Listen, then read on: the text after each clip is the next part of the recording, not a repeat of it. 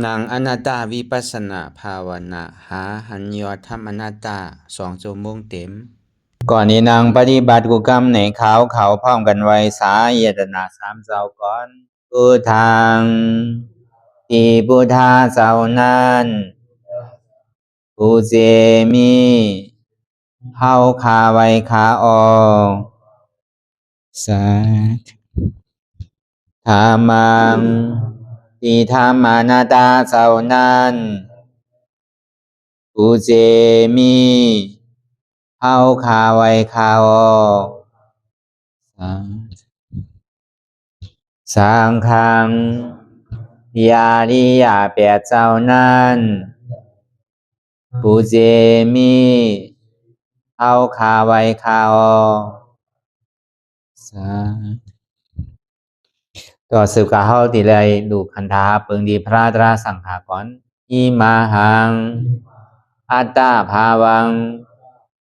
พุทธัสสะปาริจาสามิกาติอันธาพาเปิงพี่แยมในดูตันพุทธาเจ้าเฮาออกอิมาหังอัตตาภาวังธรรมัสสะปาริจาสามิกาติอันธาพาเปิงพี่แยมในดูตันธรรมะเจ้าเฮาออกอิมาหังอัตตาภาวังสังคัสสะปาริจาสามิกาติอันธาพาเปิงพี่แยมในดูตันอาริยสังขารเจ้าเฮาออกต่อสิกว่าเฮาก็อ่อนกันเนาะผู้หลวงที่ปุญญาก็ปันโตอริยเจ้ากุเจ้าก่อนอริยเจ้ากุเจ้าค่ะในยามเมื่อไหร่ก็ดีอันข้าวอ่ำหูเสเลตั้งกามลงสามเปิงไหลวนพิษไหลลาพิษไหลเหตุพินมาเจอนานแค่นดอปดปล่อยวางความบันขาวเขาอย่าให้เป็นอันตรายลงอันเหตุตามาโผนิปานันสกันติคโน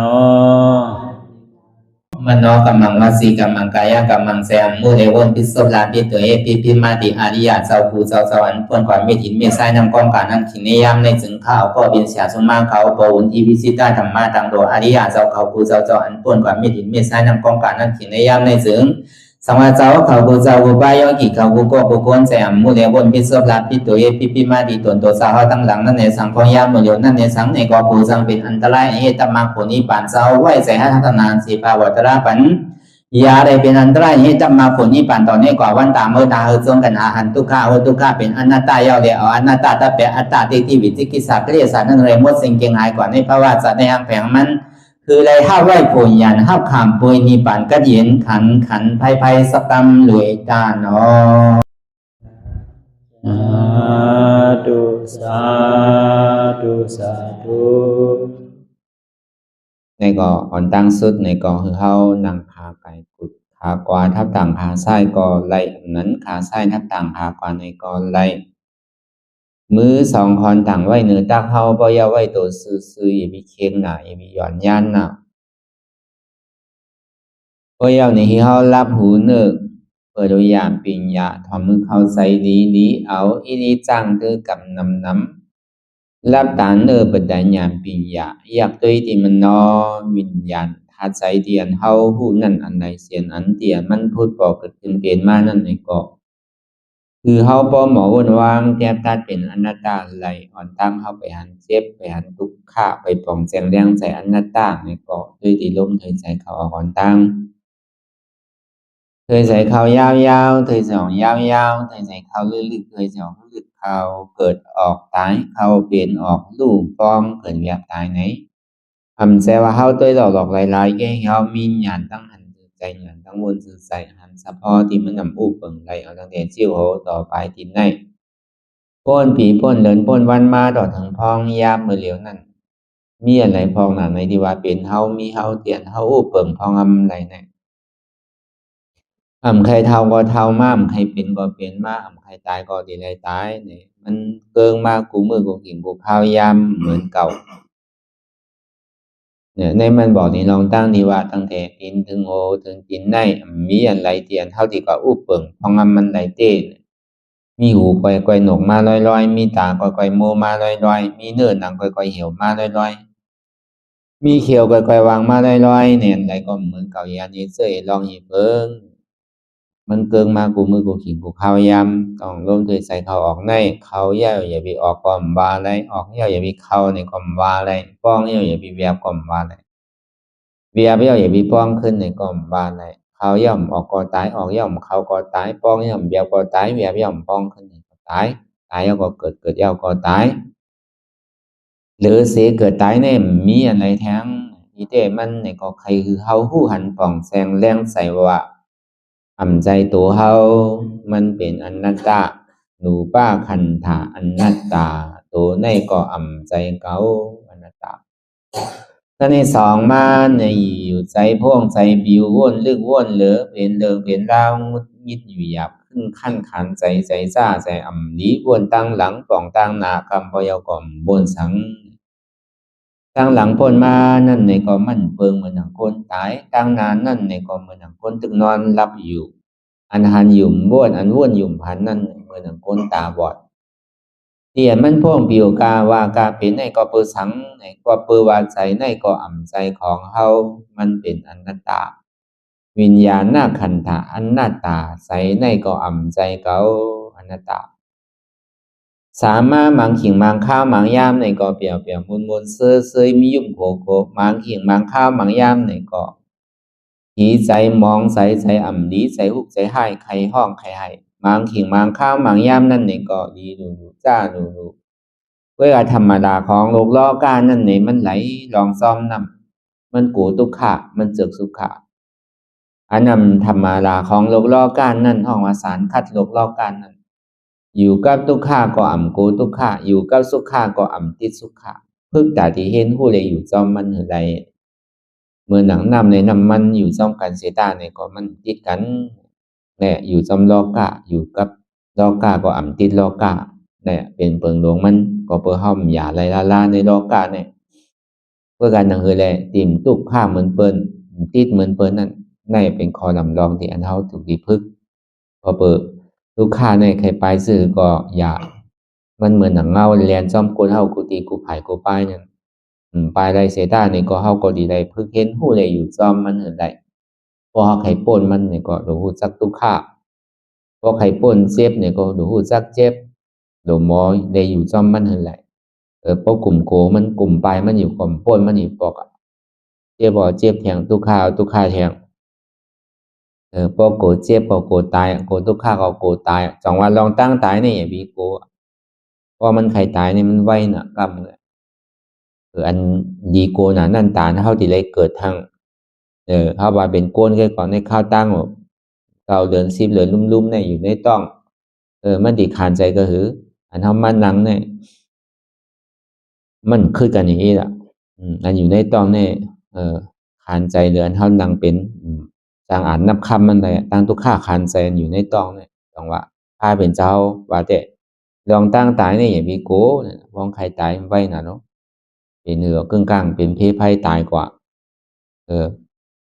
เป็นยอกาตายกว่าเอาหน้ามันเลยปานโลมมันตายกว่าใช่ไหมมีกูสามแสนผล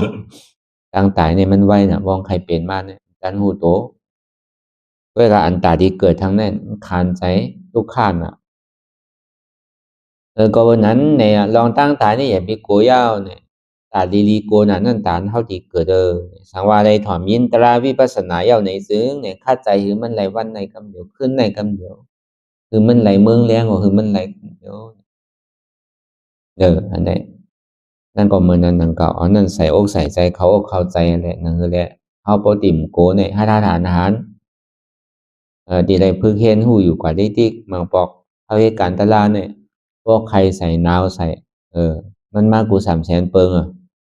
เพื่อการพอเขาผ่านกว่าไรเนี่ยก็มันท่องว่าอนาตาสุดยอดทำก่อไรใครก่อหายตายก่อหลอดยอดก่อสุดพุทธหักโหโกอ่ำมีขี่อ่ำจับลาบอ่ำโลโคอ่ำหอมล้อมนิปันหยาดใส่แดงเนี่ยพอมันถึงดียอดแล้วก็อนาตาสุดยอดเจ็บสุดยอดทุกขาสุดยอดนั่นพอมันถึงจิกถึงยอดก็มันเย่านั่นมันทุกขาดีสุดหรือมันเจ็บดีสุดถึงตัวถึงใจคือใจตายเพราะเกิดพอฮัดจุนแล้วก็มันใครก็ดีไล่อยู่เลยพอเฮ็ดสิไหนก่อนที่หอที่เฮิรนอธิษฐานของเฮานั่นอย่าไปมันรู้เนี่ยคือมันไล่มันวันหนึ่งก็วันหนึ่งที่เป็นที่ไล่ที่ทบวงหนึ่งก็วงหนึ่งเลือนหนึ่งก็เลือนหนึ่งปีหนึ่งก็ปีหนึ่งจาดหนึ่งก็ตีจาดหนึ่งซึ่งที่ไล่ทบในย่ามันพอเปิดอันเฮามาจ้างตื้อกรรมอยู่เมื่อเดียวเนี่ยเฮาหวานเจอหวานพันพอใครไล่เนี่ยก็พอเฮ็ดเต้ก็ไล่หนึ่งก็พอเฮาตัวตอนเนี่ยเฮ็ดไก่จ้างของที่ก็ได้เข้าที่ก็มันก็ที่กันขามแล้วล่ะกิเลสก็อะไรกอยเป็ดเฮามาวนไปในวันหนึ่งมี24ชั่วโมงเนี่ยพอเฮาเฮ็ดตัวตอนเหลือมันได้ก็เฮาก็เป้มันอยู่พอเฮาเฮ็ดเหลือเสียใน24ชั่วโมงเนี่ยพอเฮาป่วนเหลือกว่า12ชั่วโมง13 14ชั่วโมงแต่ว่าวันหนึ่งใน1วันเนี่ยสัง3วันเนี่ยสังไวๆก็3วันนำเดือนนั้นก็5วันนำเดือนนั้นทั้งก็7วันสิไรนั่นก็อธิษฐานที่นั่นก็บ่ไรนั่นก็เพราะมันขึ้นที่ติ๊กแหละถอยแต่ถึงที่หาในภาวะจารในกำเดียววงในก็ดีไรเดินในก็ดีไรปีในดีไรกำเดียวมันมีคู่ลายมันอยู่ที่พวุนที่เขาเขียนไว้ในปาบลิงตั้งเลื่อนเข้าสู่นิพพานนั่นพวกคะแนนบางตลาผูตลาในภาวะจารในซึ้งอธิษฐานวันเลย4ปอกเลย2ชั่วโมงยาวทำเป็น8ชั่วโมงเฮ็ดกว่าทัดกัน7วันป้อมไปไล่โตตอนขึ้นทาง2 วง 2 อาทิตย์วันละอยู่10ชั่วโมงนั่นได้2 อาทิตย์นั่นเอาว่า2ชั่วโมงก็1 โมงถึง 4 โมงมันติดตัวตอนเหมือนกลางวันนี้นั่นก็8 โมงถึง6 โมงถึง9 โมงได้สังเฮ็ดที่ไหนกว่า2 วงป้อมไปได้คืนทาง14ชั่วโมง12ชั่วโมงที่เต้มันโดดโตที่เพราะเอาไล่ไว้ที่เจ้าชายามทบมาได้ก็พวกมือ3วันในเฮ็ดมันเพราะว่าวันทนสีหลุกคืนนี้เดือนครับเนี่ยเพราะว่า3วันนี้มันตึกเจ็บปวดเจ็บมันสุดๆปกติปลายก็ปลายเหมือนนั่นติก้านก็ใครก้านเหมือนนั่นเวทนาเนี่ยมันมาหมดมันตั้นวนทุกวนร้านตั้นวนหอวนเฮิรนตั้นวนตั้งกาตั้งขายสังมาหมดเพราะ3 วันเนี่ยใครก้านก็ก้นใครก้านก็ก้านเหมือนข้าวย่ำนั่นมันมากูเจอกู300,000เปิงเจ็บก็เจ็บไหลเจอไหลลองมันเข้ามันหลันเข้ามานั่นเวลาพอผ่านหลายวันทน3ทน4ก็มันเหือมันบานบ่เป็นนั้นเนี่ยมือเจ้าชาตัวทบมาได้ก็เลยเพราะว่าวันทน4มาก็คืนก็เนี่ยคืนกลางวันคืนกลางคืนเฮายามนั่ง2มื้อนั้นพอเฮาอ่านว่าดีปอจอมเปิ้นเนี่ยก็เฮาก็สิได้นั่งตั้งแต่นาฬิกา12กลางวันพอ3วัน3 โมงมาก็ปอจอมเปิ้นนั่นก็เฮาสินั่งมื้อ5 โมงพอถึง8 โมงมาปอจอมเปิ้นนี่ก็แล้วน่ะ10 ชั่วโมงนั่นก็เฮาไข่โตตอนกว่านั่งมือเปิ้นพอถึงกลางวันมาเนี่ยเฮาขึ้นถึง4 โมงกลางคืนมาเนี่ยเฮาขึ้นถึง9 โมงเนี่ยก็ไรน่ะวันหนึ่งแล้วน่ะ10 ชั่วโมงเวลากลางในเจ้าในตัวทบเจ้าชาได้ก็เฮ็ดหมันๆเหมือนเปิ้นนั่งเก่าเหมือนเฮานั่งมื้อเดียว4 โมงต่อถึง6 โมงก็เฮ็ดเหมือนเปิ้นก็เบอตั้งใหม่อันว่านี่มันจังหวะไหนพอกลางในเจ้ามาเฮาสำดีว่าเฮาได้กินสังโยต้องใส่ดีขาแล้วมันท่านหมอทางเป็นจังนั้นน่ะเฮาได้กินโอโกมันมีแห้งเนี่ยกลางวันมันเป็นข้าวยามเปิ้นลูกกินข้าวนี่ก็กำนำได้บ่ตัวตอนมื้อข้าวยามกลางในเช้าและกลางวันนี่ก็เฮ็ดมัน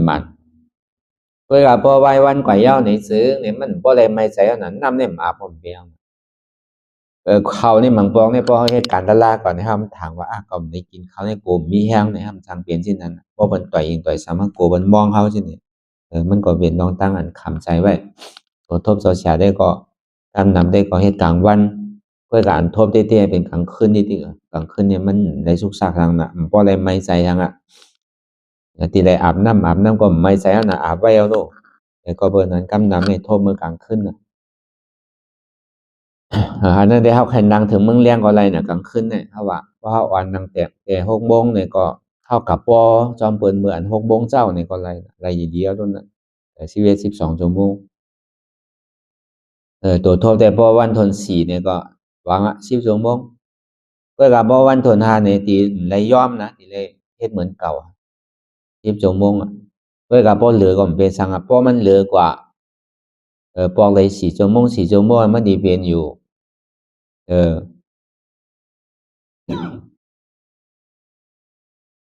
12 ชั่วโมงน่ะพอรวมกันนั่นก็ในพอวันทน3มาในชอบแล้วพอยามดัง4 ชั่วโมงหึงไร4 ชั่วโมงขึ้นน่ะ4 นาทีขึ้นพอวันทน3มันน่ะติ่มไรย่อม4 นาทีพอเฮายามไรปอกเพื่อการมือเฮานังนั้นเฮาโหฮู้เฮายามนังเข้ายามไหลอันเฮาโตเข้ายามไหลพอเฮาโตเข้ายามกลางวันเนี่ยก็เฮาโหเฮ็ดจอมขึ้นกลางวันกลางคืนไงว่าซ้ำสิได้เฮ็ดจอมกลางคืนพอก็เฮ็ดจับลายมันก็ทำไรนังเก่าอันฐานนี่ก็มันซ้ำโดได้ลือนังเก่าจังว่าเบอร์ข้าวยามเหมือนเปิ้นวางไว้ใน4 ปองนั้นเฮาโดได้เข้ามันเฮาใครป้อจอมเปิ้นก็เป็นสังเหมือนเฮาตีลูกจ้านนางเอาตั้งแต่1 โมงนี่แหละกลางวันเนี่ยเฮาตีกับป้อมื้อน่ะนี่8 โมงกลางค่ำเนี่ยก็ไรอันนี้มันผิดเปิงในปักเปิงเฮาใครนั่งป่นกว่าก็เป็นหยังเมื่อข้าวยามเปิ้นนั่งเฮาสิได้นั่งซ้อมมันแต่ว่าเมื่อข้าวยามเปิ้นนั่งเฮาซ้ำกันนอนเนี่ยเมื่อข้าวยามเปิ้นนอนเฮามันนั่งห้ำถูกมันคัดเป็นแบบจังว่าอันใดก็อย่าพิมันตัวเจ้าเก่าเฮ็ดนั่นก็หึงร้อนแล้วอย่าว่าปักเปิงเตียนเปิ้นวางไว้นี่ก็อย่าไปผิดจอมนั่นน่ะกำนำที่เจ้าฉาได้เฮ็ดมาได้สู่ตารางมานี่ก็เฮ็ดจอมที่ไหนมาเฮ็ดสินั้นบางปอกรใน12กลางวันนางสิอ่านคือมันเย้าเมื่อ8 โมงกลางค่ำเฮาว่า12 1 2 3 4 5 6 7 8ได้8 ชั่วโมงนั่นน่ะแต่เฮาซ้ำขึ้นมารวมๆด้วยว่า1 วันเนี่ยเฮานั่งหลายกว่าก็คือมื้อใดเนี่ยตีเกส่วนมาได้2 ชั่วโมงเนี่ยหึงมันเพราะมันเหลือกว่าเป็นนำเมียเฮาพอเฮ็ดสิเนี่ยพอวันมื้อใด10 ชั่วโมง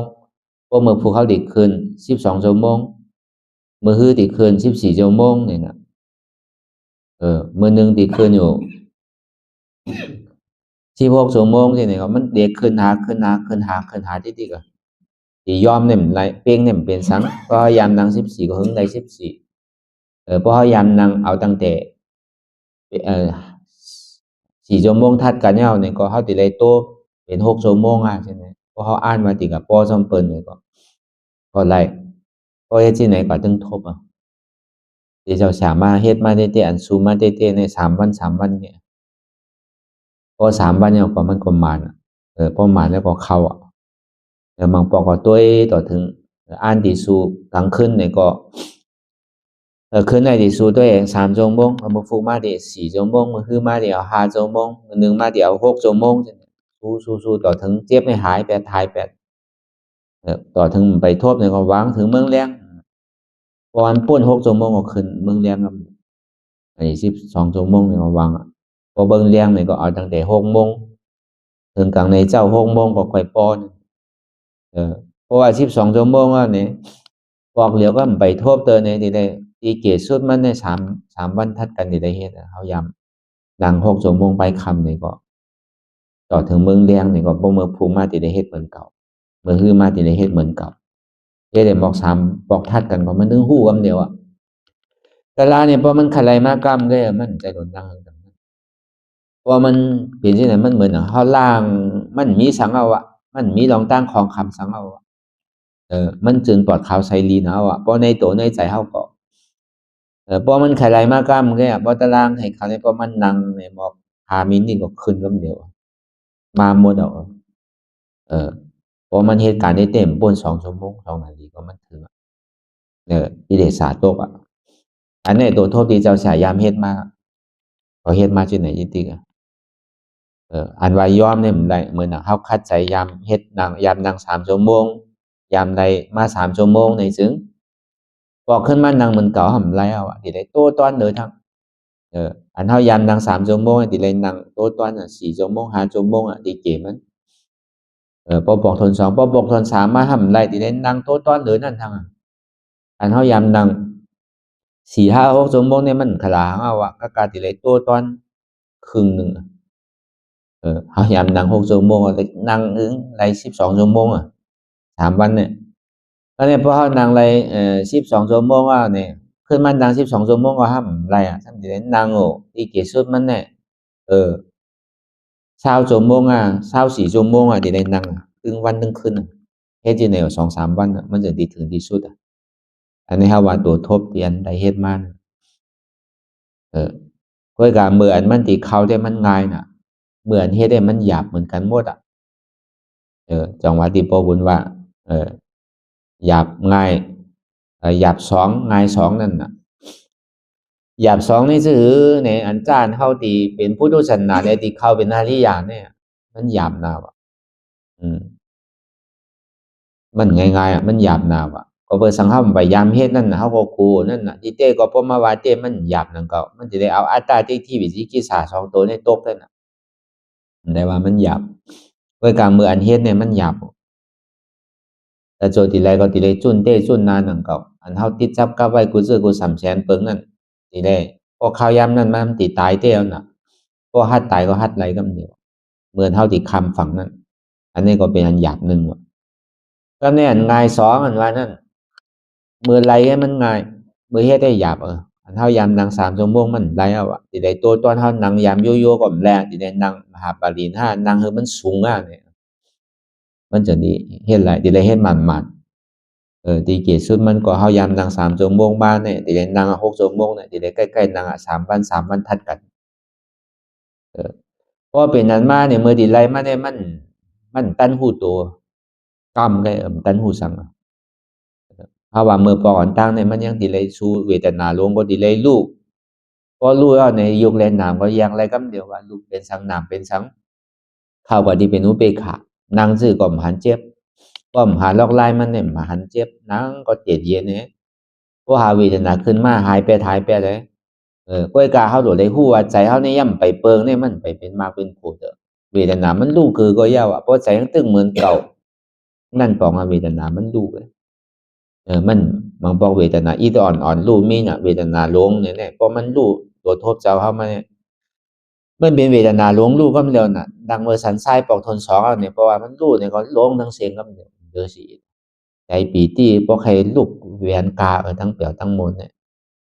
ก้อยกาใจเนี่ยมาตัวลึกๆเนี่ยตึงเหมือนเก่ามันไปเปิงยุคในเปิงแต่ใจมันเปิงยุคในมันดูแล้วอันนี้บ่มานั่งทางไหนซื้อเนี่ยยุคก็เป็นยุคนามก็เป็นนามมันแยกรูปแยกนามได้อันใดเป็นยุคอันใดเป็นนามก็ในทำตัวสู้ต่อถึงพ่อเป็นวัดเป็นใครเป็นนาวพ่อมจังอัดกำน้ำมุกน้ำลายนี่ออกมาทีไรก็หมู่พอดีมาตุ้งเนี่ยพวกใครเป็นปุ้งอ่ะจอมเสือจอมพาย่ำหมดอ่ะเจี๊ยบให้ทำป่อมากขึ้นนะก็ไหนป่อมากขึ้นก็พวกใครใส่นาวใหญ่ดูกินยาวดูโทษยาวเนี่ยตึ้งกินเป็นนึงก็ยาวก็ดีเอาตะไลยาเฮ็ดที่ไหนกว่าเพราะเฮ็ดที่ไหนกว่าคืนกว่าถึงเดียนมันตีตายเตะในรอกาหลงในอัดเหมือนดังเกาดีตายมันเกายามตายไม่เอาเนี่ยก็การที่ได้จุนนาทีฮัดตายฮัดตายตายก็ตึ้งมันใจติดใจจับใจแป้นสังใจติดลุกติดล่างสังเมื่อดีตายเตะรู้ลุกเมื่อดีให้ถืออันนั้นเนี่ยตายก็ปล่อยมันตายอันเกาหักหนาเดือเปิ้นนี่เป็นตัวเการู้เฮตลาตายก็ตายเราเป็นสังตายก็เปิ้นดิ่มเอาเขาเปิ้นก็ดีตัวเขาเปิ้นดีเฝ้าก็ดีกว่าเนี่ยไว้ใจที่ไหนเพราะว่ามันดีขาเต้ในตัวคู่ตัวนี้มันดีกว่าอันทั้งเพราะตัวคู่กว่าเอาเนี่ยก็อันเวทนาเนี่ยรับเพราะเวทนารับเอาเนี่ยก็ใจอันเด้งแต่ที่มันต้องต่อเดี๋ยวกึดแปดกากำเดียวกัน3กำมันไวนะมันใจว่ากาเป็นกำใจโจเลียนมือก่อนกำเดียวเพราะกว่าเอาเพราะพุทธขาดกว่าเอาเนี่ยก็อนาตาสุดยอดทำก็ไรใครก็หายอันย่อกาอันที่เป็นอยู่เป็นวัดเป็นไอมันหยาบนะรุ่นเนี่ยเป็นวัดเนี่ยซื่อสัตย์หายเมื่อไรมันตั้นหู ตายก็รอดวันนั้นตายเตี้ยวน่ะตายเอาซ้ำขึ้นเกิดใหม่เอาน่ะยอดเต็มจังว่ามันน่ะอันลองโกลองอายลองเหตุการณ์ตลาดเนี่ยมันโกสิอิดอ่ะมีลองขี่ลองมองมีลองตั้งใจพงใจปิวเราเหมือนอย่างมันบ้วนสังว่ามันอยู่กับปัจจุบันอ่ะอนัตตาเนี่ยก็มันโดว้าวอ่ะก็ในพอใจเฮาทางว่าเฮากับวนกับกาวากาเป็นเนี่ยอนัตตามันนึงคืนมาตัดมาทางมันน่ะมันเป็นหลักนางอยู่ในตัวมันโดยไรวนมันถึงเปลี่ยนมามันที่กะวนอันโกนใจเฮามักสงสึกนั่นลองอันทางดีทางงามดอนโดดมักมีดีเป็นดองอันมีหมาหน้าแผ่นสูงนั่นกะวนซื่อก็มันวนในมันปอกขึ้นดีๆมันก็มาวนบุญตาลองมันกว่าลองว่ามันเป็นศีลวิสุทธิมันกับพิษภัยเอาอะมันใครไรของภัยเอาอะมันจึงได้เป็นศีลวิสุทธิเกิดมาดีนะเฮาว่ากำแน่ตาที่สืบยางข้าวตั้งกว่าตั้งนานนั่นในตีเลยปอกขึ้นมาตีเฮือนในตีเลยเฮ็ดมันเลยมาเจอญาติเราก็ทำไรเจอไร300,000เปิงอ่ะขอโทษเจ้าไก่ฮอในปืนอยู่มีอยู่นั่นปอกก็เป็นใช้ปองไงปองมาเฮือนก็กำไรเจอไรลองอันเฮือนปลอดไว้ก็มีปัญหาลูกก็ไข่หนาวทั้ง4ก้อเพราะว่าก้นผู้ดีๆม่วนดีๆในซึ้งเนี่ยมันดีว่าอารมณ์เก่ากับเหตุการณ์ดีเพราะแต่ในให้ยังห้ามอันใดก็เป็นอันไม่ใส่กับมดเนี่ยมันเอาอิ่มเปียแต่ป้อมทบตะล่ามเนี่ยตะล่ามเนี่ยอันนั้นห้ามมีลองตั้งตุ้มเตอร์สั่งไว้ใจดีๆงามๆไปเลยเอาตะลาสอนตัวสอนใจมันกล้าสอนเปิ้นทางอันนี้เฮาว่าดีไรตัวทบมาเราลาดนี่กันก็เลยว่านั่นปอกมาเฮือนทางเนี่ยเฮายามนั่ง2เนี่ยนั่งซื้อก็บ่นั่งก็หายกว่าที่อ่ะธรรมดาเฮาอยู่โยๆเนี่ยก็มันก็เป็นทางมันน่ะบ่มีลองตั้งของคำใจยังเข้ามาเนี่ยก็บ่เย็นไปได้สังขารตั้งวนอันที่เฮาวนกว่าสืบกว่าตั้งหน้าที่เฮ็ดที่สร้างอันใครใครเป็นเฮาก็มีใจใครเป็นเนาะพอใจที่ตัวเจ้าเก่ามีตั้งหลังมีหยังซื่อเนี่ยก็ใครสืบวนยาวกว่ามันถึงเป็นออโตเมติกของมันด้วยการซ้ำนี่แหละมานั่งเนี่ยหรือเก่าทางอันเฮายามนั่ง2เนี่ยก็สิได้โต3เฮ็ดมันๆเอาวันได้2ปอกทางในเจ้าได้คำการนั้นเพราะว่าถึงขิงขายข้าวยามโดนนั่งตะลาเนี่ยก็ปิ้งฮัดตัวฮับอยากฮับสั่งก็เอาตะลาเป็นเปิงลงให้จิไหนกว่าเฮ็ดกว่าให้มามกับตีอยู่ในอุเบกขานั่นเนี่ยในข้าวตั้งอยู่6เดือนเฮ็ดกาวก็ตัวมันเจ็บเฮายักยาวก็ยิงยักยิงเรียกยิงยักยิงเรียกแล้วก็เพิ่งนั่งมหาบาลีในข้าวตั้ง3ชั่วโมงนั่งโยๆก็มันเจ็บเอาแหละนั่ง3ชั่วโมงเฮ็ดจิไหนกว่าถึงเปิดข้อข้างทนสอนมากก็ทางอะไรเฮ็ดลีที่ปิยพรนั่นนั่นก็ต่อสู้ทั้งวันเพราะว่า3วันหมาเหย้านี่ก็วันทนสีก็เอาอะก็นั่นเจ้านาลี12ทั้งวันน่ะนั่งต่อถึง8โมงเฮ็ดจังได๋3วันทัดกันสุดปักสุดเปิงเอาอะแฮงก็หมดเอาอะปล่อยมันนี่ก็เนาะมันก็บ่คันได้ก็เปียงมันก็เฮ็ดเตะเอาอะแฮงกำลังหมดเอาอะเฮาก็เฮ็ดหมานจ้อมเปิ้นอยู่เฮาก็ใจหย่อนย่านตั้งคัดใจเปิ้นนั่งก็คือเฮานั่งไหลข้าวยามเปิ้นนั่งเฮาก็นั่งข้าวยามเปิ้นป้อเฮาก็ป้อจ้อมเปิ้นเฮาคัดเปิ้นก็บ่เฮาให้ตัวตอนนี่ก็เอา12ต่อถึง8โมงเฮ็ดจังนั้นข้าวตั้ง3วันคือเด็กก็เนาะนี่ก็พอมาคือมาเฮ้อใส่กับหนึ่งก็ต้องแต่เอาหัวมาหมอนที่หมักที่นอนแกบอก1มินิจังได๋แกพอเป็นนั้นก็เหมือนหนังมันใครพายเว้าเนี่ยก็เอาเปิงกว่าใส่เนี่ยมันกันหูตัวไว้น่ะเพราะมันใครเป็นมาเป็นจังนั้นก็ในวัยสินั้นมาเนี่ยซ้ำสืบเฮ็ดทางกว่าที่เฮือนได้สังใกล้มื้อที่ทำได้สังต่อถึงกว่าที่ทำมันอันนี้ก็เฮายามเรามาลองปื้นซ้ำคัดใจเฮ็ดแต่เฮ็ดหน้าซ้ำขึ้นในล่างขึ้นในกลางแกนเฮาได้เฮ็ดการจ้อมหอจ้อมเฮือนเหตุการณ์ไปหมางมีเหตุการณ์เลี้ยงลูกเลี้ยงร่างเลี้ยงพี่เลี้ยงน้องใช่ไหมเนี่ยซ้ำขึ้นในซ้ายขึ้นล่างขึ้นลู่เป็นลายปอกก่อนแต่ว่าถึงเมื่อดีทำกว่าอันเฮายามพ่อนั่นเข้ากับในต้องไหมมันหลันเข้ากับในต้องไหมทำขึ้นล่างออกก็นะทำในนั่งมหาปารีนะก็ในอันเฮายามนั่ง8ชั่วโมงก็ขลางเอาก็ในซ้ำพึกตีเฮิรนในข้าวตั้ง4ชั่วโมง5ชั่วโมง6ชั่วโมงอยู่ๆนั่งมหาปารีนี่มันคานใจนะเหมือนนั่งเต็มก็คือปอมาเนี่ยมันคานใจเพราะรายการเอายาตาก็ตึกเอาเฮ็ดจื้อก็ตึก แต่กะไรนอนเป็นสิ่งที่หายกว่าที่ทำว่าเหมือนนั้นบางไปมันเนี่ยก็อยู่ห้างก้อยต่อสู้บางปองในบ่รายการออกทำตั้งทุกข์ขานใจเนี่ยมันมาเมื่ออันเฮาป้อเมื่อเฮาเฮ็ดมันมา2-3 ชั่วโมงได้เหลือใจป้อไว้นั่นก็ซ้ำหายกว่า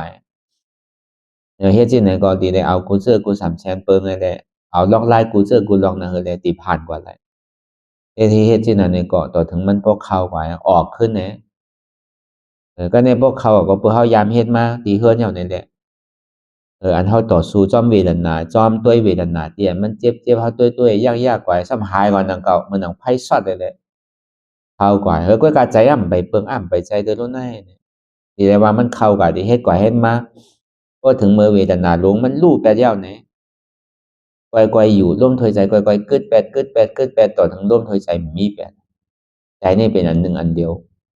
เมื่อข้าวยามนั้นเนี่ยใครว่นสังใครหันสังใครให้สื่อก็ติไล่เอาหนังเก่าเมื่อใจเป็นที่นั้นเมื่อใจเป็นเอตากตะเมื่อใจเป็นอันหนึ่งอันเดียวมันป่าปนก่อจอมสังไว้การใจมันเปิงใจมันยังตึงมีอยู่ต้องเตียนมันคลองคำไว้นั่นก็ในพ่อเป็นนั้นมาเนี่ยพ่อเฮาตัวกว่ากวยอยู่ร่วมถอยใจกึดแปดพ่อคืนไปแล้วเนี่ยเมียล้มถอยใจเนี่ยป้อมเมียเมื่อเฮาวนใครฮู้ใจเปิ้นเนี่ยใครลำดินเนี่ยใครวินเนอกลางเฮาก็ติไลอยู่ก็ห้ามใครไล่ถ้ามันไปใจตัวโน้นในเนี่ยใจเนี่ยมันไปเปิงว่าเนี่ยป้อนั้นก็ป้อก่อนเนาะเนี่ยป้อเฮาวนว่าเฮาดีป้อเนี่ยร่วมถอยใจนี่ทำปอกมากขึ้นป้อปอกมากขึ้นยาวเนี่ยก็ซ้ำขึ้นกูปอกได้ป้อนางตะลาเนี่ยป้อกว่าเขาห้องน้ำเมื่อไหร่เนี่ยเลือดออกจริงๆมันเปลี่ยนมาของเขาตั้ง3 ปีตั้งแต่เมื่อ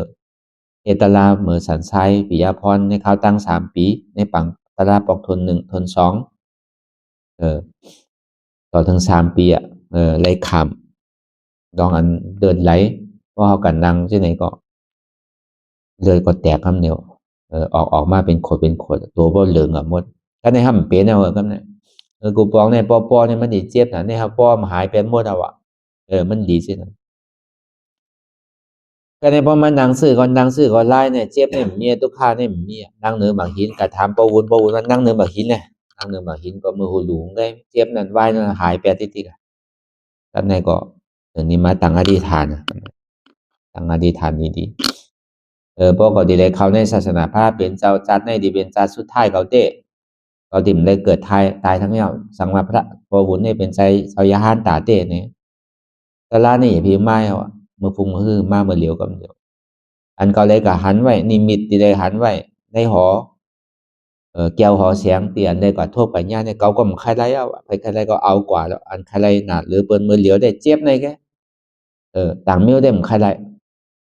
ที่เอาเจ็บมิ้วเหลียวกันก็เปิ้นมันเจ็บน่ะอันมันเจ็บไม่เหลือใจเสียอันเจ็บพอเยกว่าที่เฮาติฮู้เพราะมีเจ็บเนี่ยมันเหลือใจน่ะบ่มีเจ็บเนี่ยมันยังจังสืบข้าวตังก็ในประมาณนางต่างก็เหมือนแผ่นดินเมืองให้มันนักหนาเมื่อกูบอกในเฮาตัวถัดลมถัดไฟก่อนไรน่ะเมื่อเหลียวนี่มันเมียวน่ะถัดลมถัดไฟเนี่ยหรือเสียถัดดินเฮา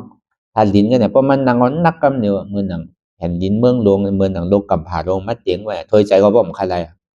พวกใครห้องใครแต่นั้นเฮาก็ผ่านตั้งตายมาในหลายปอกก็ว่าเมื่อกลับมาปอกนั้นเนี่ยอารมณ์มันเหลือใจน่ะ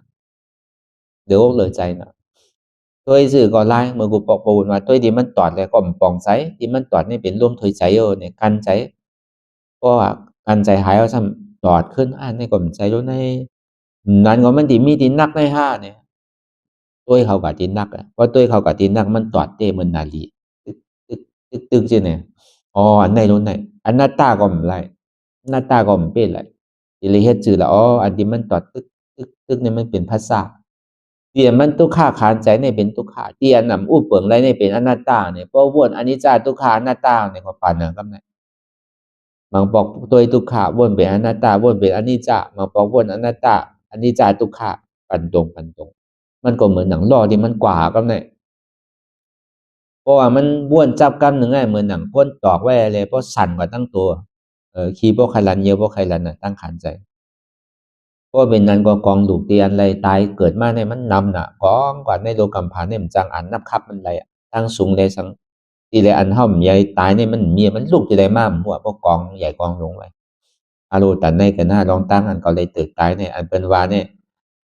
เขาก็ถอมมาที่นั้นแกมันไปตุ้มเตอว่ามันก่อมพอใครหยุ่มดีเอาอันนี้ได้เป็นเต้รุ่นในเนี่ยเอาอิ่มโกไปนะป้อนนั้นได้ก็ติมตายทั้งเอาดิคัดใจคือมันป้วนในภาวะจัดเนี่ย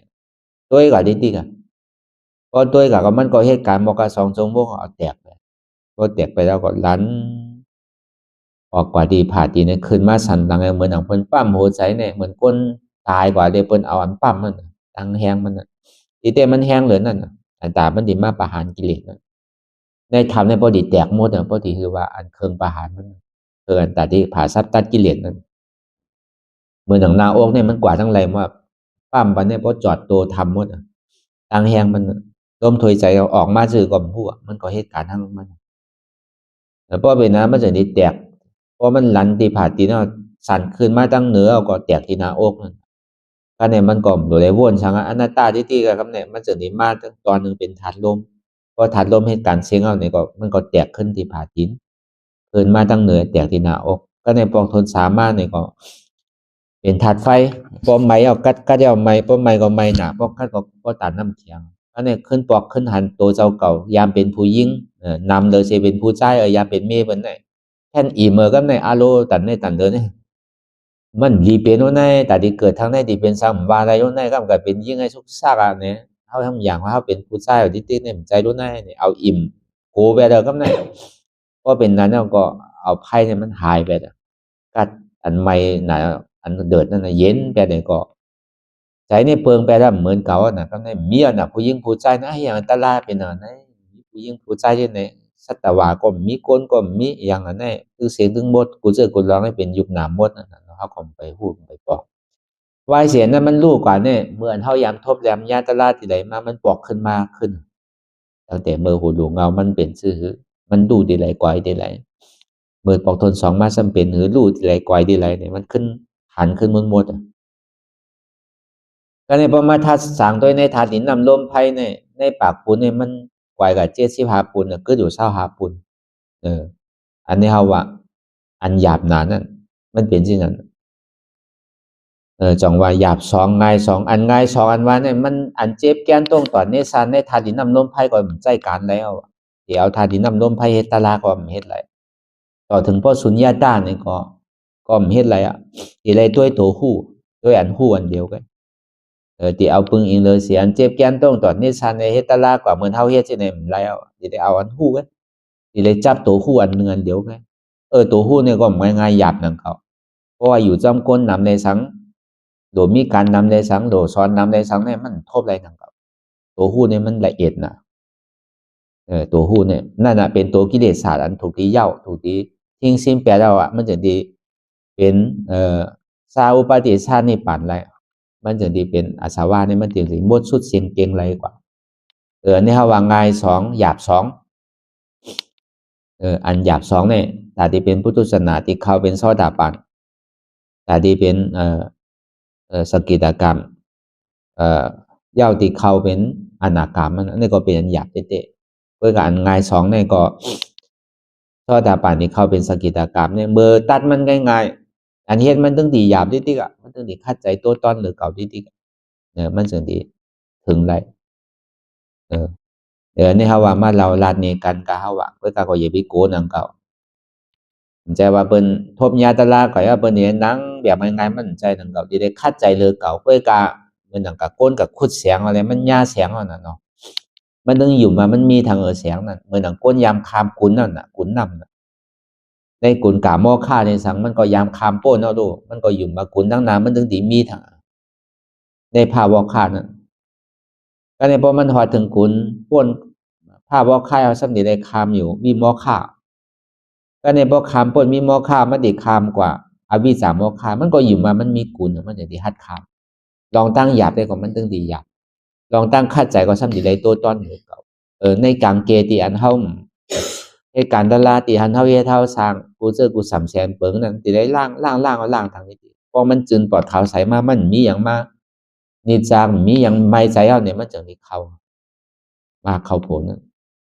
อันนี้ก็เขาว่าเป็นตอนสอนเตียนเขาว่าตีเลยตัวโทษตีเลยจ้างตื้อกรรมกว่า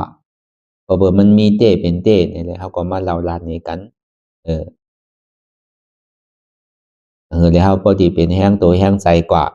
วันตามื้อน่ะติ่มลงตูลืมคิงสิได้เอากว่าใจตื้อเมื่อเฮาอยู่หออยู่เฮิรนได้สังพอเฮามีตื้อต่างข้าวยามเนี่ยก็เฮาโดหาข้าวยามอะอยู่ๆเฮาสิไปคือเพิ่นมาหาเฮานี่มันง่ายๆบางเมียวก็พอเฮาคันแล้วเฮาโดก็หาเพิ่นตลาดเนี่ยเหมือนอย่างเมื่อปอบุญเฮาอยู่ได้มันเจ้าอยู่ที่ใดเฮากว่าหาอ่อนเงินกว่าหาอ่อนเงินกว่าจ้างอันเฮาเป็นธรรมะมีสวยกันเนี่ยก็อ่อนกันมาเปิดปังตลาดที่เฮิรนไผเฮิรนมันพอในว่าเนี่ยก็วันศีล14 15ได้สัง7 ค่ำ8 ค่ำได้สังเนี่ยก็มาเปิดเมื่อเจ้าเสียตึกเป็นโกนในอ่อนโหเปิ้นอยู่เนี่ยเฮาก็เฮ็ดจังได๋เปลี่ยนกว่าเฮิรนได้เปลี่ยนกว่าเฮิรนน่ะปอก็มาเฮิรนปีพอกลางปอก็เฮิรนที่ผาค่ำบางปอก็เฮิรนที่ที่ห้วยแขกบางปอก็มาเฮิรนใครกับใครมาทีเดียวอุ่นเครื่องไว้เฉยๆนั่นน่ะอยู่หลายแหละอยู่ๆแล้วมันสิได้มาง่ายๆมันใจดังเก่าสิได้คาใจเฮ็ดกว่ามันคร้านพ้องเฮ็ดพ้องนี่มันแหละบ่จอมใจว่าได้ก็มันตึงทางตะลาวติๆอะพอใกล้เฮ็ดอยู่ก็มันก็จำนิพพานก็เบิ่งกิเลสนี่มันจูงใจเฮาไว้กูผายกูปายก็เบิ่งเฮาเฮ็ดกันไปมังมีหลีเปลี่ยนเนี่ยมันผิดมันมีมันถึงผิดดำกว่าเกียในศีลเนี่ยตอนนั้นเฮาเป็นบุญเจ้านี่มังเมียวก็ยังผิดอยู่อีออดจังได๋เพิ่นก็ฮู้แล้วแหละเฮ็ดให้มันผิดจังนั้นแหละอันฮู้เฮาถามว่าเฮาเฮ็ดสังก็เพราะเฮาบ่ฮู้แน่ผิดนี่มันใจแค่นผิดหรืออันคนฮู้เหมือนหมากหินห้วยเนื้อมันมีไฟลุกไว้พอเฮาต้วยตั้งนอกแต่ก็เป็นหมากหินแกเพื่อกันในมันนี่ฮ้อนไว้เฮาบ่ฮู้เพราะเฮาก็ยับบ่ไหม้นั่นพอมันฮู้แล้วเนี่ยก็กลายซ้ำที่ไรยับอยู่ก็นาหือมันดิ่มไหม้นั่นก็มันก็มีลอกลายมันเป็นจังซั่นพอฮู้ในเหตุก็มันผิดนั่นเวลามันผิดเสียตานี่ก็นำก็เกะห้ามที่ไรแกนขึ้นที่ไรทรายขึ้นที่ไรล่างขึ้นแน่ก็เหมือนกันดังเก่าการเฮาเฮ็ดการตลาดนั่นนี่ก็พอเฮาเฮ็ดเต้ใครใดเต้ให้ถึงเต้นี่ก็เฮาโดเฮ็ดมันพอมีปางตลาดที่ไหลนี่ก็เฮาก็ซ้ำโดคัดใจแล้วก็โดก็หานั่นน่ะตัวหาตีหาตั้งหาอองตีมันก็เปิงหนึ่งเปิงหลงมันได้เฮาโดหาแสสุมาลีพอดีว่าเต้อันตาที่หมอปักนี่เส้นตั้งเฮาเพราะมันมีแสสุมาลีเนี่ยตอนนั้นเฮาเลยทบตะลามาก็ห้ามจังกะถามไปเพราะมันมีคนเกลีปันนี่ก็เป็นอันหยาบกัดกาในมือข้าวยามนั้นมีประวุญมันเจ้าเกลีปันเฮาก็พยายามยินเจ้าประวุญเฮียอนัตตาใจมันไรน่ะเป็นสังอันนี้มันติกันไรเอาพอเฮ็ดมาหนำอ่อนมันสิเลยวนที่นั่นเหมือนหนังมีเมกาตัวหนึ่งมีห้างอยู่มีห้างอยู่3ห้างซ้ำมี3ตีเนี่ยเวลางอมเนี่ยงอมกูห้างเวลาพอแตกมาซ้ำมีอันเดียวมันเหมือนนั้นในห้าง1ห้างเนี่ยมีอยู่3ลูกซ้ำมีอยู่3ห้างนั่นน่ะวนว่าที่อันห้างทุนหนึ่งนั่นเมื่อเฮาวนอนัตตาก็เฮาโดปองใจอนิจจาโดปองใจทุกขาอนัตตาอนิจจาทุกขาเมื่อกะทมยาทุกขาเนี่ยก็โดวนอนัตตาวนอนิจจาเมื่อกะหันอนัตตาเนี่ยก็ซ้ำโดเลยวนอนิจจาเลยทุกขาอนุโลมปฏิโลมเพราะมันแตกมาแต่มีอันเดียวสิเลยวนที่นั้นอนัตตาเดียวห้ามไรวะแล้วก็การเหมือนเฮายังตึกเมื่อยังตึงมีเจียบได้หลบวนอนัตตาก็หนังเก่ามันหลบวนอนิจจาทุกขาสังอนิจจาทุกขาก็มันเป็นกามมันเช่นนั้นซ้ำที่เลยวนว่าก็เปิดสังในเจ็บก็เปิดมันมีผัสสะจังนี้มีเวทนาก็เปิดมีเวทนาจังนี้มีตัณหาเพราะว่าโกเวทนาก็มันติเฮ็ดคือเป็นตัณหาตาที่เฮ็ดสร้างภาวะใหม่แทงก็เปิดมีลองตั้งตุ้มเตอจังนี้มีเวทนาจังนี้มีเจ็บ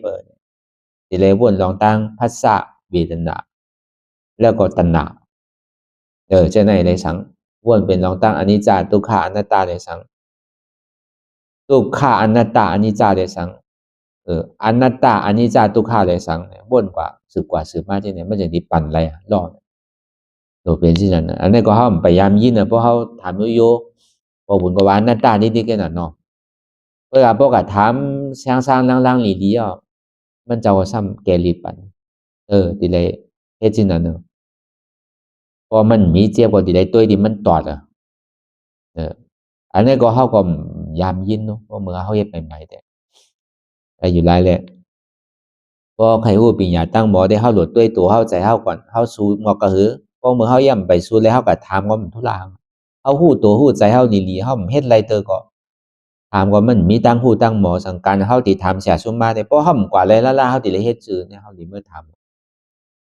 จองว่าอย่าไปเสียหลายหั่นอะจองว่าพอมื้อมันเจ็บเนี่ยทุกขาหรืออันมีเจ็บอะอันนั้นก็เป็นตอนสอนอันตาดีคือเฮาบ่เฮ็ดเป็นแรงโตแรงไสก็เบิ่นั้นถึงนี้กำเนิดสุดมายาวนี่พระเป็นเจ้าเฮาที่เข้าสวนมหาค่ำกว่ายาวนี่ก็อันเฮาถูกนี้ลงลืมกวนเฮานี่พอตายเฮาซ้ำอ่อนกันกว่าปังสกุลานั่นอันนี้ซ้ำเป็นตะลาลีนั่นก็ว่าพอเฮามาวนทัดสร้างเป็นเรียนเฮาเลยสร้างถือกรรมตะลาอานิจจวัฏสังขาระอุปาตาวายธัมมิโนอุปจิตวานิโรสันติเตสังวุปสัมโมสุขโขทุกขวัฏสังขาระอุปาตาวายธัมมิโนอุปจิตวานิโรสันติเตสังวุปสัมโมสุขโขอนัตตวัฏสังขาระอุปาตาวายธัมมิโนอุปจิตวานิโรสันติเตสังวุปสัมโมสุขโขอานิจจวัฏสังขาระสังขาระเนี่ยมันกึมหลากหลายค่ายกว่าอยู่ที่อุปาตาวายธัมมิโนก็เปิ่มีใจอุปาทานกิเลสหายเลยใจติดใจจับใจเปลี่ยนอยู่แหละมันจะได้เปลี่ยนมาเจอหนังไหนเอา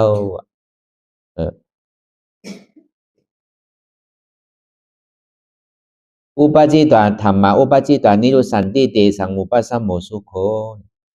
ว่ามันใครเป็นอันนี้จ้ามใครเกิดใครตายทั้งในก่อนโดดเลยหู้จักตาราโดดเลยหู้หมอเอาออกแปดเหตุทางเอาอจ้องห้องว่าทำนั่นมันจะได้เป็นที่อันยาวตัวหลีงามกว่าอุปาตาวายธัมมิโนอุปจิตวาพวกเฮาหมอเอาทำตราเนี่ยลองตั้งเสียจ่าตราลองตั้งมักกะเสียจาก็ออกแปดสมมุติยาเสียจ่ายาวนี่ก็แต่หนาอุปาทานนี่มันติตกเพราะมันตกกว่ายาวนี่ก็มันติฮอดถึงที่เป็นนิจจาเตสังอุปสัมโมสุโขมันจึงนี้เป็นอันที่สุขะกัดเย็นเสือสาไหลอันนี้เพิ่นใกล้เอาปังสกุละพอคนตายเอาเนี่ยดิเต้เพิ่นพ่อปันก้นเปรดิเต้มันแต่ถ้าเป็นเจ้าเฮาบอกใครเนเจ้าอนันตานั่นน่ะกำนึงสุดที่พาเป็นเจ้าว่ะอย่าไปหลงตัวเรื่องขิงเก่าก็ลาต้องรู้สังขารานี่มันกึมผู้ว่าตั้งแต่ใดตายมันมีไผรอดใดลองตั้งเป็นรู้ลองตั้งเกิดตายในทุกข้าว่าได้สังขาระก็เปิดมันมีลองตั้งอันนั้นมันกึมเลยมันจะได้เป็นทุกข้าคานใจอันเท่าไรมากเกิดเท่าเป็นตายสังขาราเนี่ยมันมีทุกข้าไงวะ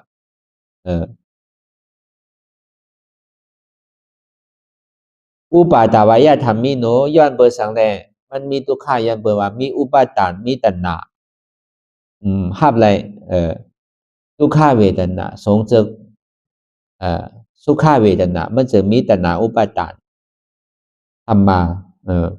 พอหูจักทำตรายเย้าในซื้อในหูจักอาจองมันเย้าอาจองมันเป็นหือหูจักเอาเนี่ยเอาอาจองสุขากอกแปดอาจองทุกขาอุปาจิตวานิโรสันติเนี่ยพอมันกอกแปดแล้วเนี่ยก็ตัณหาอุปาทานในตกว่าเพราะตัณหาอุปาทานตกกว่าเย้าเนี่ยก็อุปาจิตวานิโรสันติเตสังอุปสัมโมสุโขมันจะดีฮอดกว่าถึงดีเป็นสันติสุขะอนัตตวัฏสังขาราอนัตตาเนี่ยบอกว่ามันอู้เปิงพองมันไหลสังขาราเนี่ยมันใครเป็นคือก็เป็นมันใครลายเรียกชื่อก็เรียกลายกว่าจังมีนำมีตัวจังเอามาเป็นของเฮาไรอนัตตวัฏสังขาราอุปาตาวายธัมมิโนก็เปิดมีอุปาทานมีตัณหากิเลสอันโหโทนายเอาแหละมันจะดีเกิดลองตั้งเป็นสังขาราเรียงลายค่ายกว่าอยู่อู้เปิงพองงำเหนือมันไหลพอหู้เจ้านั้นเย้าในซื้อธรรมะอุปาจิตวานิโรสันติเอาธรรมะตราเตียนหวนสะพอตรานั้นเอาตัวมกะเชจานั้นก็แปลได้อุปาทานนั่นตัณหาอุปาทานเพราะตัณหาอุปาทานตัวกายเอาในก็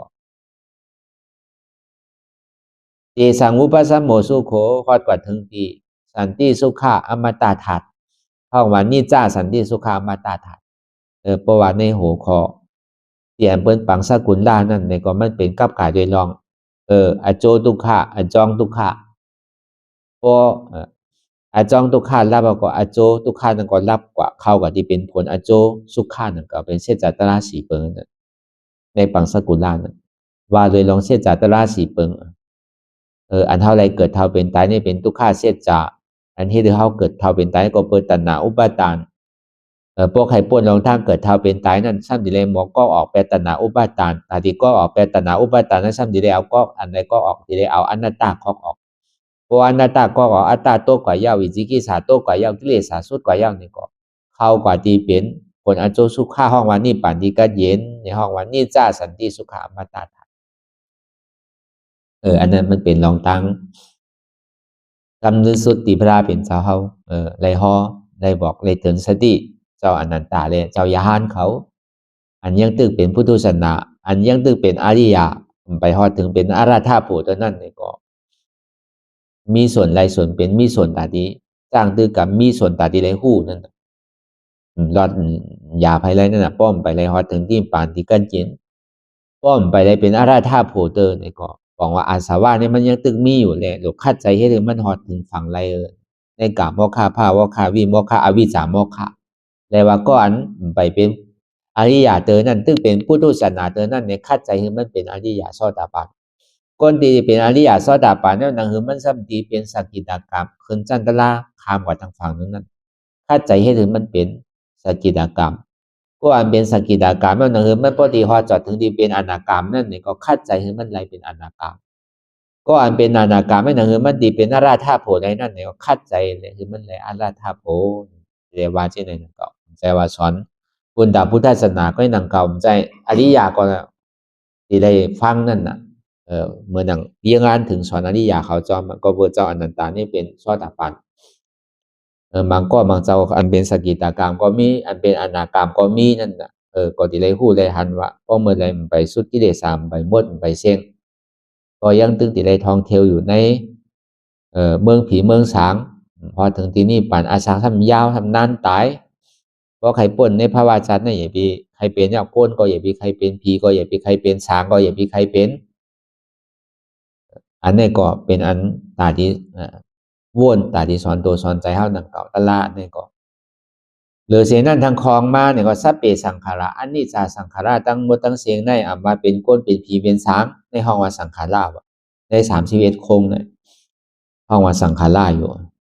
จันสุทาวาสาก็ยังตึงเป็นสังขารายังตึงไปเอานิพพานเถอะเป็นอนาคามเสตาก็ต้องว่าสัพเพสังขาระอานิจจาสังขาราตั้งบนตั้งเสียงใน31คงในอัมมันกึมสัพเพสังขาระทุกขาย้อนว่าอัมมันกึมใน31คงยังตึกทุกขาอยู่สัพเพสังขาระอนัตตาก็เปิดมันเป็นสภาวะอนัตตาอุปเปิงพองงำเหนือมันไหลมีหลอนมีแกนสังใน31คงเนี่ยอันมีร้อนมีแก่เนี่ยมันเป็นนิจจาสันติสุขะอมตะธาเดอติเลยคามป้นกว่ามดเสียงใน31คงในติ่มในกติปฏิสันติทั้งยาว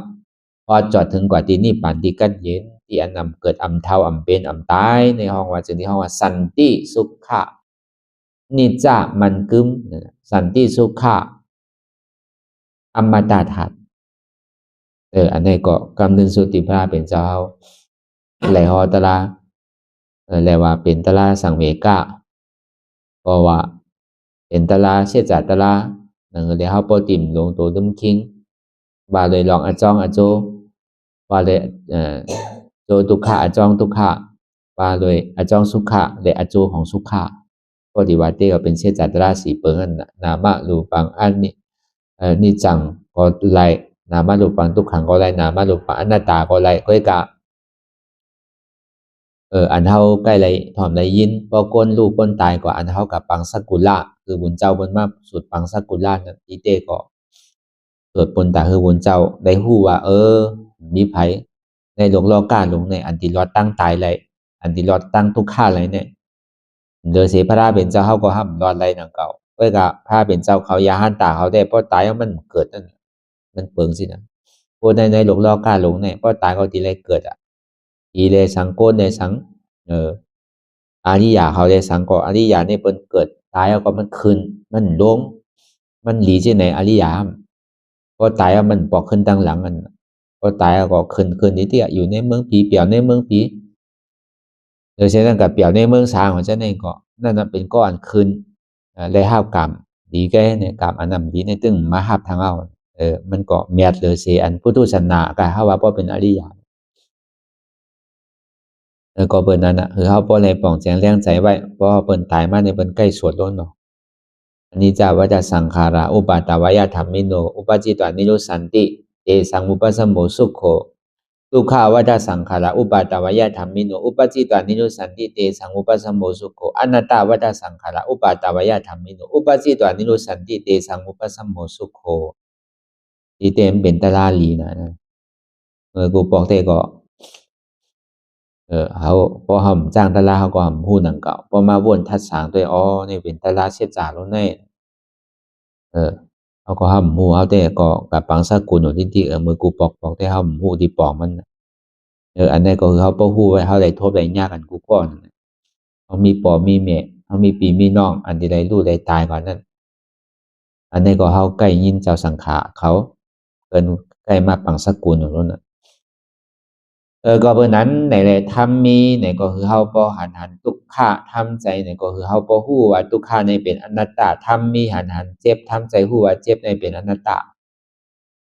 ธรรมมีหันว่าใจโหเก่าใจขาเก่าใจมือเก่าใจโตเก่าใจเก่าใจเจ็บเก่าทำใจฮู้ว่ามันเป็นอนัตตาธรรมมีหันเจ็บแกนโต้งตอนนี้สานสันไว้คมไตไม้กระดอนแข็งสู้ตุ่มจับยายจิ้มหยอกเป็นดุทำใจหวนเจ็บแกนต้องตอนนี้สานสันไว้คมไตไม่กระดอนแข็งสู้ตุ่มจับยายซึ่งอย่าเป็นดูในเป็นอนัตตาได้ก็เฮาวนยาวๆข้าวยามหึงอย่าไปว่าไพ่ป้นอย่าไปว่าเทิงป้นอันที่เฮาหันได้สังบนได้สังหึงก็เพียงกันกว่าวนต่อถึงเจ็บนั้นพอสุดวนต่อถึงทุกขานั้นพอสุดตัดต่อถึงอัตตานั้นพอตกพุทธขาดกว่าใดที่มันพุทธบ่เกิดขึ้นเป็นมานั่นนี่ก็คือเฮาบ่หมอวนวางแตบตัดเป็นอนัตตาไหล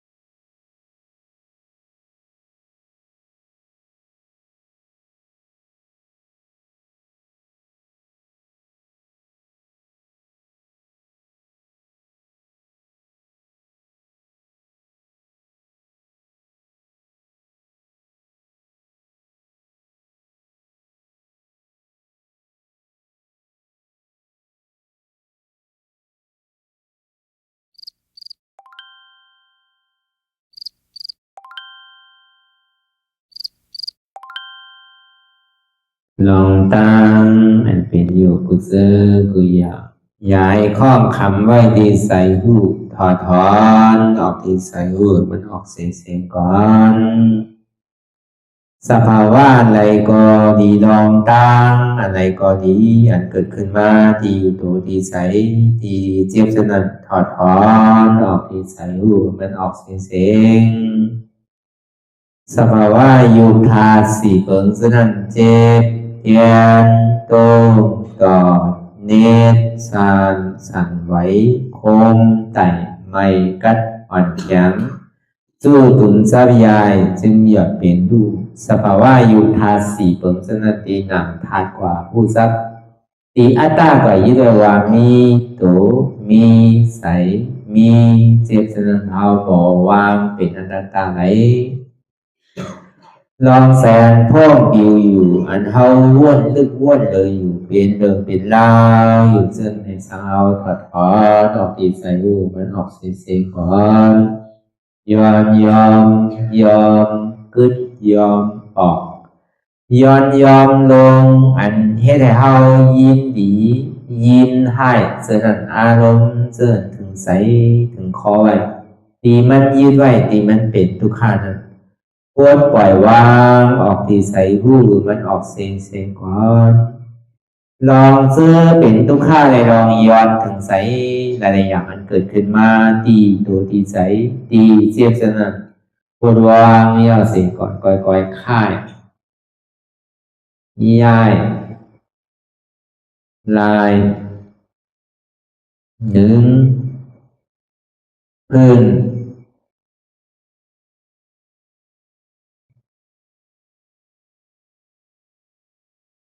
พยายามไหนค่อยๆเปิดตาลืมตาลอย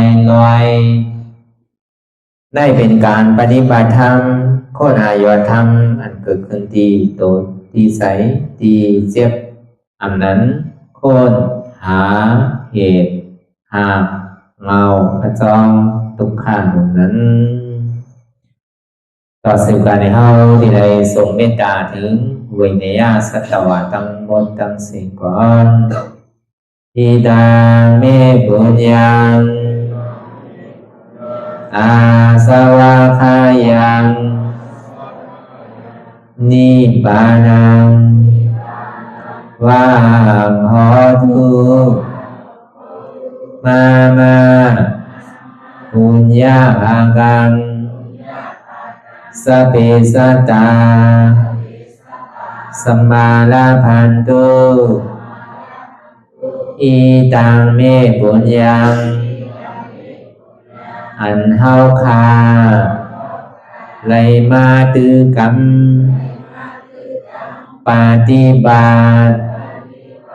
วิปัสสนาภาวนาหาอันยอดธรรมอนัตตาในอาสวะคายัง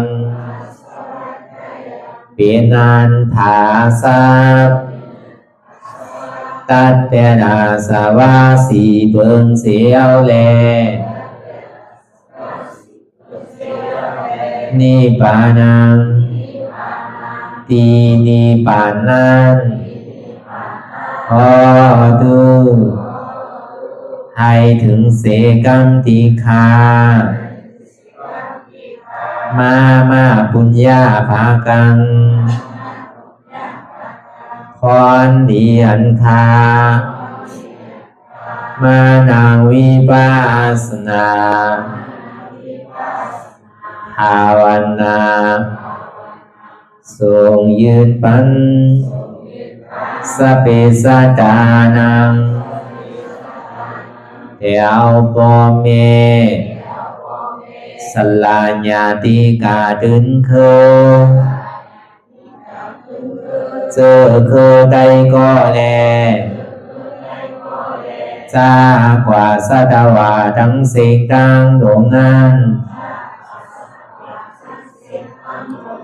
สมาลาพันตุอะไรพรดีนำกันตั้งเฮาคา ตังสิงสกัมติคาโนสาธุสาธุสาธุ ต่อสิกว่าเขาอ่อนกันนับหัวหลวงที่พุญญาโกปันโตอริยเปเจ้ากูเจ้าก่อนอริยเจ้ากูเจ้าข้าในยามเมื่อไหร่ก็ดีอันข้าวอ่ำหูเสเลตั้งกามลงสามเปิงไหลวนพิษไหลลาดพิษไหลเหตุพิษมาเจอนานแค้นดอกปดปล่อยวางความบันขาวเขาอย่าให้เป็นอันตรายลงอันเหตุตามาโผนิปานันสกัมติคาโนมโนกัมมังวสีกัมมังกายกัมมังแสมมุเรวนพิศลาปิตัวเอพิมาติอาริยะเจ้าภูเจ้าสวรรค์พ้นความเมตินเมสายนำกองการนั้นขินนิยามในจึงข้าวก็บินเสียสมาเขาปวุนทีวิสิตาธรรมะตังโดอาริยะเจ้าเขาภูเจ้าสวรรค์พ้นความเมตินเมสายนำกองการนั้นขินนิยามในจึงสังวาเจ้าเขาภูเจ้าภูบายกิเขาภูก็ภูคนแสมมุเรวนพิศลาปิตัวเอพิมาติตนตัวสาวตั้งหลังนั่นในสังพยามโมเดลนั่นในสังในกอภูสังเป็นอันตรายเหตุมรรคผลนิพพานเจ้าไหวใส่ให้ทัศนานสีภาวตระปันยาได้เป็นอันตรายให้จำมาผลนิพพานตอนนี้กว่าวันตามเมื่อตาเฮจงกันอาหันทุกข้าทุกข้าเป็นอนัตตาเยาวเดียวอนัตตาตาเปอัตตาติวิจิกิจสักเรียสารนั่นเลยมดสิ่งเก่งหายกว่าในภาวะสัตว์ในอังแผงมันคือเลยห้าไหวผลยันห้าขามปุยนิพพานก็เย็นขันภัยสกัมรวยตาเนาะสาธุสาธุ